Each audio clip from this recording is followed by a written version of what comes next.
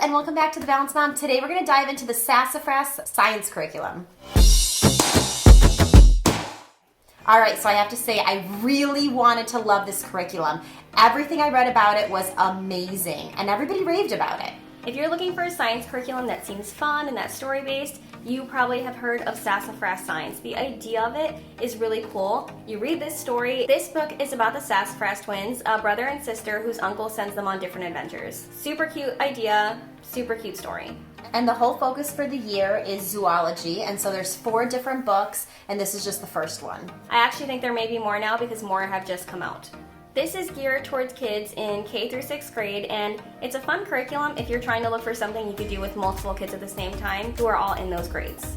The one thing that I did love about this curriculum is the fact that you get to choose between a 2-day option or a 5-day option, and so it's super tailored to what you need. Since it is geared towards grades K through 5, there's 2 different options for the workbooks. There is a lap book, which is geared towards the younger kids.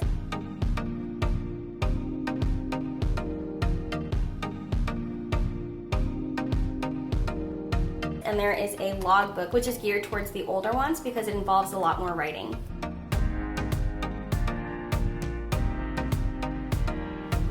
What I also liked is the fact that if you were doing an experiment, it told you the supplies that you needed.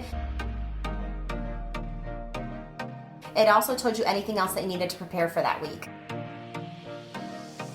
So that was really nice and really laid out. It almost felt like an open and go curriculum. In addition to the logbook or the lap book, the storybook, and the teacher's guide, you also need to use an encyclopedia. And they have 2 options for those. One is again aimed towards younger kids. There's another option geared towards the older kids.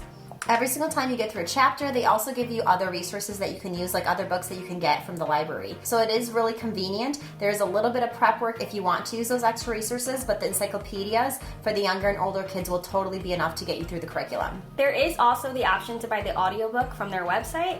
And so if you don't have the time to sit there and read through it every day yourself, you can set up the audiobook for your kids and they can listen, and then you guys can just go through the workbook part later. So I only have experience with the logbook, and I love the fact that it's open and go. The kids can fill it in. Sometimes it's just taking notes, while other times they're drawing a picture, and then other times they're filling in their actual animal record sheet.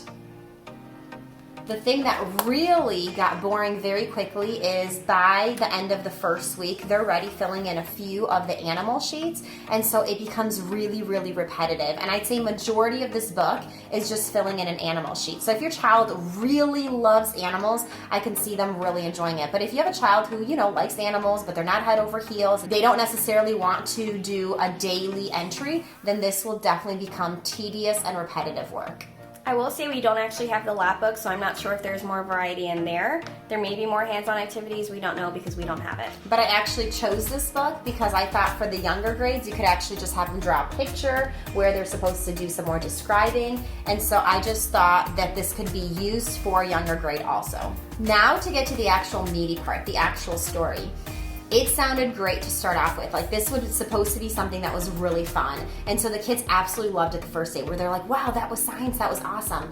Second day was good. By the end of the first week, I can tell you that the kids were like, are we still reading that story? Nothing is really happening. So we did it for quite a while, but when you have kids that are honestly just not interested anymore in the storyline, that means you've lost them. So I feel like they had really good opportunities to get these kids really engaged in the story, and maybe it is because I have a 5th, 3rd, and then a kindergartner, where it just seemed like they kind of lost interest. It seemed like by the end of the chapter, when they needed to fill in their animal sheet, there just wasn't a lot of information. So we did mention that you need to use an encyclopedia. I just really thought that there'd be a little bit more beef in this book, and it felt like more of a story, and in reality, my kids just wanted to jump to, can I just look at the encyclopedia and fill in information that's needed to get it done? So instead of being an enjoyable process, it felt like more like a to-do. They just wanted to get it done and move on.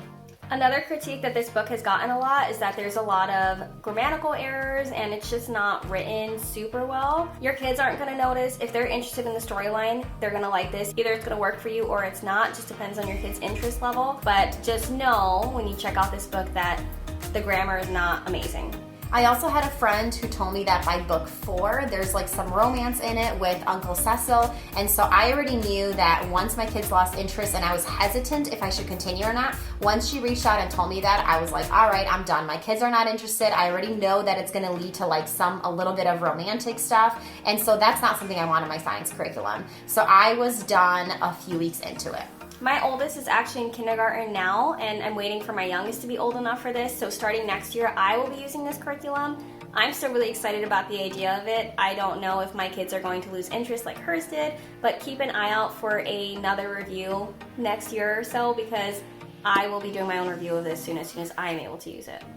Don't forget, every curriculum is going to be different. Some will work for one family while it won't work for another family. So obviously take the good and the bad from this and decide if you want to use it. Don't forget to subscribe and hit like if you found anything helpful in this video, and we will see you guys next week.